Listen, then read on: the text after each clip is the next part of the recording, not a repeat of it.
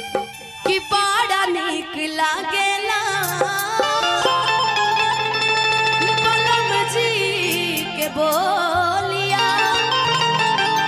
कि जब से ले गइल बड़े आपन घर डोली कि बन के हमरा जिंदगी कि बन के हमरा जिंदगी में आइल जोर सावर न गोर बड़े हो जैसे सोचले रहनी बैसन पिया मोर बड़े सावर न गोर बड़े हो घोड़े छर हर पातर मोर मोर बड़े सावर न गोर बड़े हो जैसे सोचले रहनी बैसन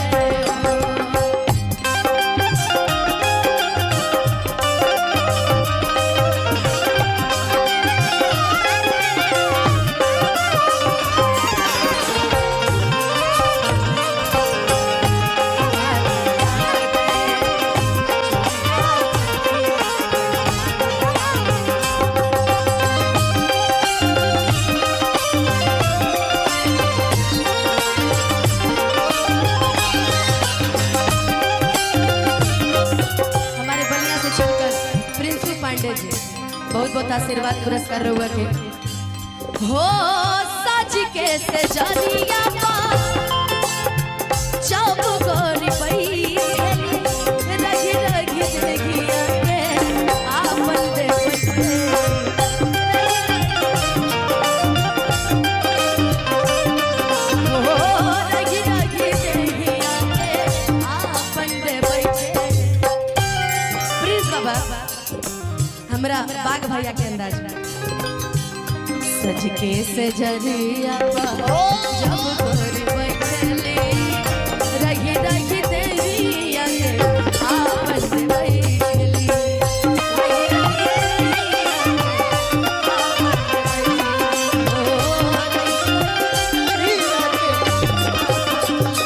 सज के से जरिया जब गोरी बैठले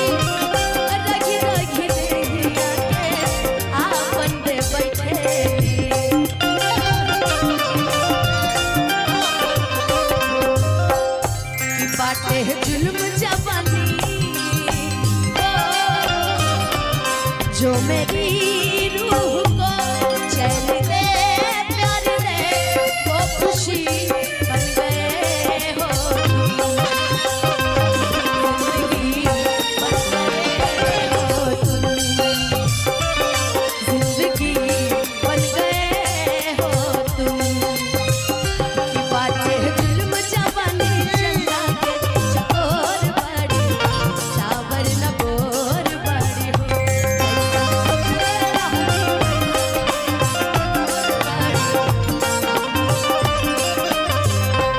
थोड़े छर हर पातर मोटे थोड़े थोड़े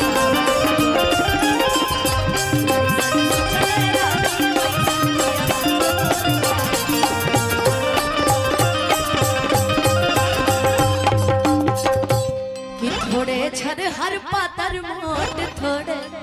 थोड़े बड़ी सावर न गोर बड़ी अच्छा का बोल तान्या दीदी के कुछ याद आ गइल का कहाँ गइली तान्या दीदी मनो हमनिए से हमरा पता चलल बा कि चोट काहेला लगल बा ठीक से ऊपर कैमरा लगा होगा ना जी अब इसमें हमको 2-4 को कैमरा वाले का नाम जोड़ रखे हैं खाली उनको ढूंढ ले हम बस सही बता रहे भैया 2-4 को ऐसा कैमरा वाले हैं कुछ ना भी हुआ रहता तो उसको बुरा चढ़ा देते हैं ये लोग अब बहुत ये गलत बात है चलिए खैर पाप का घड़ा भरता है तो फूट जाता है बाकी ऊपर वाला देख लेगा आप लोग को आइए रूपा दीदी अच्छा आपको हमको कोई देखता है ना तो कहता है कि एकदम साफ दोनों बहनें ही हैं अच्छा है ना आप इतनी अच्छी मैं तो आपको नृत्यांगना से ज्यादा एक बहन मानती हूँ और हमेशा मानती रहूंगी आजीवन क्योंकि मेरा नजरिया आपको देखने का कुछ अलग है मैं लोगों की तरह नहीं हूँ आपको मैंने जब भी आपसे मिली हो तो मैंने आपको बहन ही माना चाहेगी। हाँ हाँ आप भी आइए, क्या आइए जरा इधर आई है। वाह, चाहे ये लोग हो, इन लोगों से पूछिए, इन लोगों से यार आना तो जीवन जीवन भर का है। क्या जी जी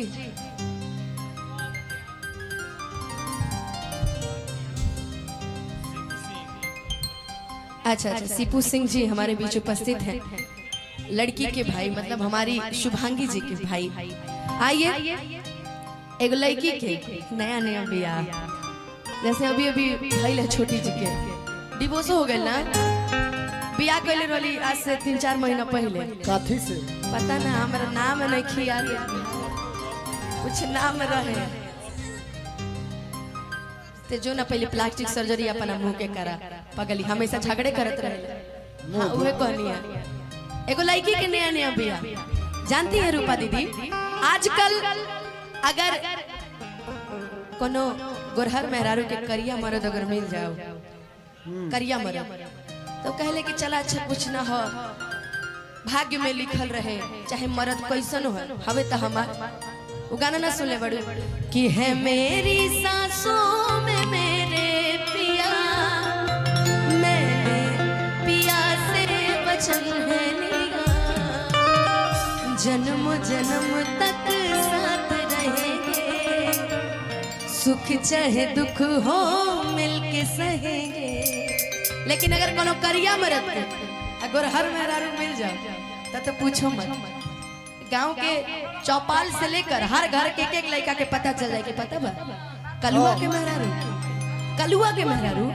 इतना सुंदर, इतना, जैसे हमारे पंकज भैया को देख लीजिए, हमारे पंकज भैया को देख लीजिए, ये जैसे हैं भाभी है इनमें हैं करोड़ों गुना भाभी अच्छी है, लेकिन मिल गया क्या करिएगा, भाग्य की बात है। अरे ये घर ये दलाल हो गए। ऐसे हमारे बवाल छोड़ा ना, मेरे को रील्स डाल ले रही, जायद आबादी बताई। हमारे विशु जी देखिए कितने स्मार्ट है, इनके लिए हम कोई ढूंढ के लाएंगे, हूर परी अफसर, आप बोल नहीं सकते। ऐसे ही एगो लड़का नया नया बिया, अगर लड़का मिल जाए अगर सुंदर मेहरारू कि गोरिया चांद के आजोरिया नियन गोर बाड़ू हो, हर जोड़ केहू नहीं बेजोड़ बड़ू। लेकिन लड़का नया नया बियाह करके लाइबा, कहा था कि हमारे तनी पल्लू उल्लू डाल लेते तो निमन रह दीदी, भसुर असुर सब बैठल बड़े। मान लीजिए आपका शादी हम विशु जी से करा दें, मान लीजिए करा दीजिए। अभी तक ये कुछ दिन पहले तक जूली जी से इनका शादी होने वाला था, अभी आपसे कराते हैं। दोनों